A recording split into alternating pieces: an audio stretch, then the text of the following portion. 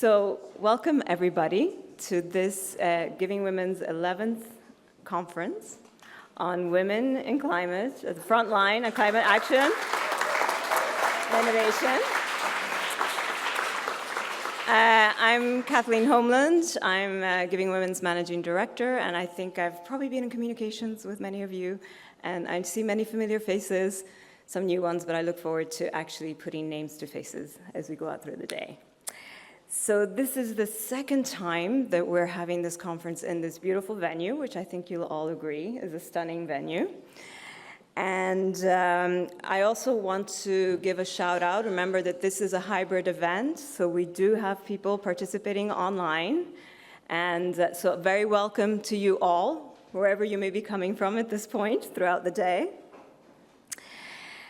Now, I think what is key to a good event is love and logistics. And this is something that in Giving Women we try to imbue in every single one of our events and our conferences as well. We put very careful thought and consideration into our program, so the content, but also into the overall experience, as you may have seen, to be very much befitting of the theme of the conference. So throughout the day, in the breaks and in the sort of cocktail dînatoire, you will have some opportunities outside to see some of that. So we are very much wanting to walk our talk. I don't know how many of you, I brought mine. I haven't been drinking caffeine. I think I'll start drinking caffeine in about half an hour. And everything really has been, we've put a great deal of thought on the detail, even from the catering, locally sourced, trying to minimize our waste as much as possible. And also, you will see wonderful foraging that has been taking place. I know I was picking dandelions on Sunday. Now this year, in our panels, we will not be taking questions at the end of each panel. Instead, we want to hear from you. We're holding a special session, as you will see at the bottom of the program, that is for the Q&A. So it's a combined session at the end of the program. And if you scan,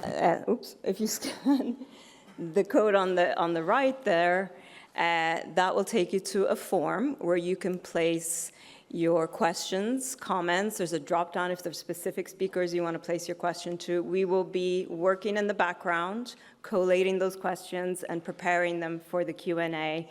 But also we want to hear your comments, and you're all have phones and you're taking pictures and videos. There's also an option to upload files. So we want to kind of create a beautiful collective canvas of everybody's photographs. So you can, it's up to 300 megabytes or something that you can put up there, so you're good. So at this point, I am going to hand over to our Master of Ceremonies for the program, the founder of Giving Women, the lady that I have the enormous privilege of working alongside every day, Atalanti Moquette.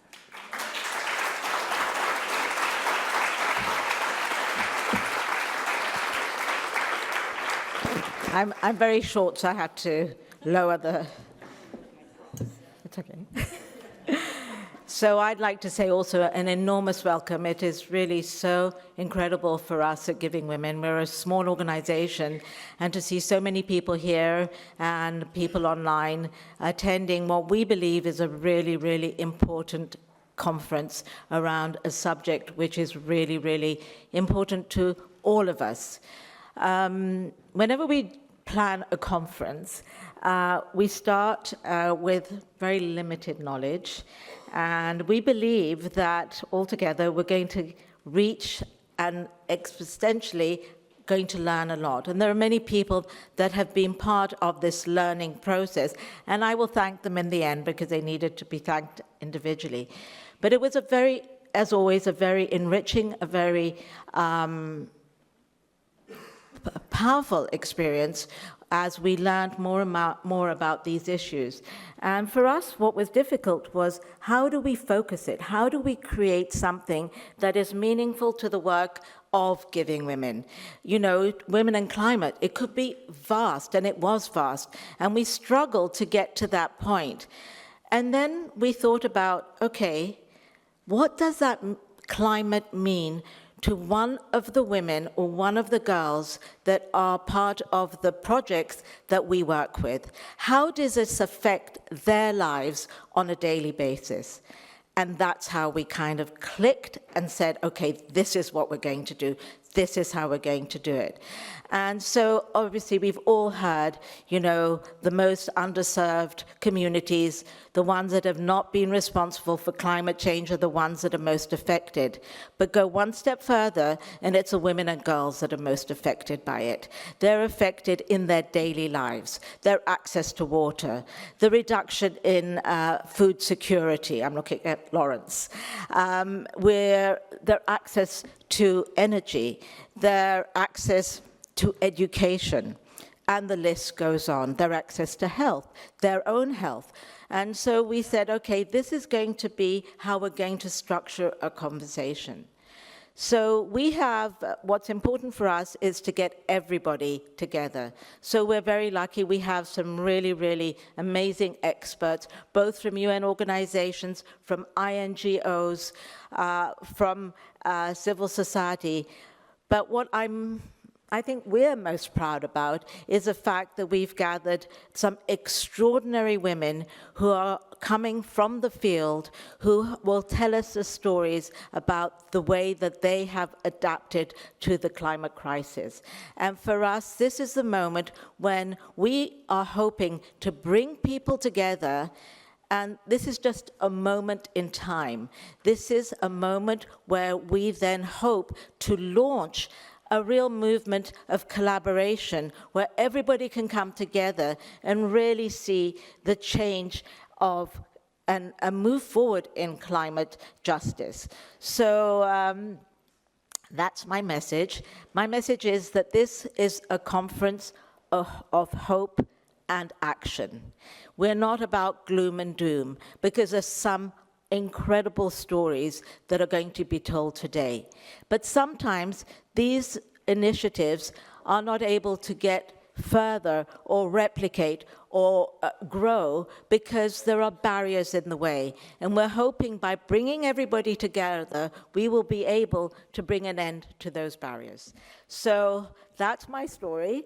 And I would now like to introduce Christoph Courth from Pictet, who have, and I would like to say an enormous thank you to Pictet as our main sponsors, because not only were they very generous with us and funded us, but they have been an incredible moral support, and they've believed in us. And so that's given us a lot of strength to know that Pictet is behind us. So thank you so much. And Christoph, I pass the message to you.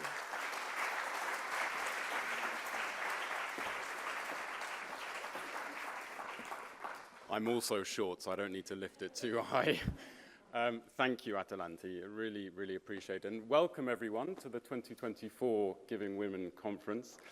I have to say I'm very intimidated. Following on from the one and only Atalanti Moquette, followed by this incredible roster, this lineup of amazing pioneers, entrepreneurs, activists, change makers who have so much to say. So I'm going to speak very, very quickly. But when I was on the train on the way here this morning, I was thinking, what could I possibly say? And I was scrolling through my phone, as we all do, and I came across an article that was talking about a study that Oxfam and the Stockholm Environment Institute brought out last year, I think it was. And in this study, it said that the world's wealthiest 1% have a greater carbon footprint than the poorest 66%. So 1% have the greater carbon footprint than the world's poorest 66%. And we all know that the poorest 66% are those that bear the greatest burden from this ecological crisis that we're facing. And that, as Atalanti said, girls and women really are the worst affected by it, through all the things that she just said. So those are the facts. This got me reflecting, because it's also the fact that, and I didn't introduce myself, I forgot that part. I'm Christoph Courth, and I lead a team of senior strategists at the wealth management firm Pictet here in Geneva.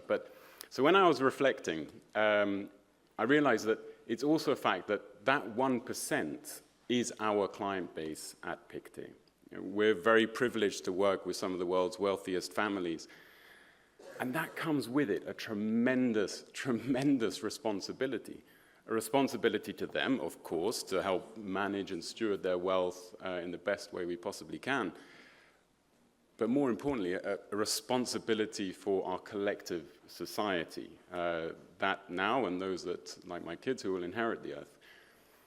So what does that mean? Well, we really see it in that we have this privileged, powerful position to be able to influence that, to influence and change that statistic through how we help to invest sustainably and responsibly, through my team, how we help them to use their philanthropic capital, to encourage them to use their philanthropic capital in the most impactful and strategic way possible, and trying to lead by example when it comes to transitioning our businesses to net zero. So when Atalanti and Kathleen approached us, my dear colleague Annick, who's here somewhere, about this conference, about the topic of this conference, and talking about the speakers that she's managing to get to come today, she didn't need to use her incredible powers of persuasion that I'm sure all of you know, because for us it was an absolute no-brainer. And Atalanti, thank you so much for allowing us to partner with you. It's a real pleasure to be here. Wonderful working with your team. Thank you all for coming, all online, and to the speakers, I'm going to stop talking because I want to hear you. So thank you.